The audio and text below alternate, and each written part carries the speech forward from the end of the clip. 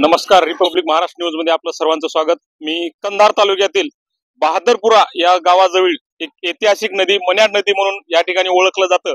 या नदीवर एक हा पूल आहे। हा पुलाला जवळपास 50 वर्ष पूर्ण कंप्लीट झालेले आहेत। हा एक ऐतिहासिक पूल आहे आणि मागच्या महिन्यामध्ये जे अतिवृष्टी पाऊस झालाय त्या पावसामध्ये महापूर आला। त्या पुरामध्ये पूर्ण ह्या नदीपात्राचे पुलावरील कठडे वाहून गेलेले आहेत। जवळपास 1 महिना झाला याकडे बांधकाम विभागाचं दुर्लक्ष आहे आणि हा इथे ह्या ठिकाणी येणारे प्रवासी असतील, टू व्हीलर असेल, फोर व्हीलर असेल, या ठिकाणी खूप मोठा हा इकडून फुलवेवरना रोड येतो। ह्या ठिकाणी वळण आहे, वळण रस्ता आहे आणि या ठिकाणी हायवे रोड आहे। त्या ठिकाणी वळण रस्त्याच्या ठिकाणी हा एकदम मोठा या ठिकाणी कटडे वाहून गेलेले आहेत।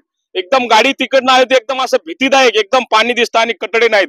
हे एक वाहन चालकांना खूप भीतीदायक आहे आणि ह्या ठिकाणी खरंच बांधकाम विभागाचा एक बांधकाम विभाग झोपी गेला आहे का झोपीचे सोंग घेऊन मुद्दाम असे काही जीव घेणे कारण करते। ह्या ठिकाणी खूप मोठा अपघात होऊ शकतो।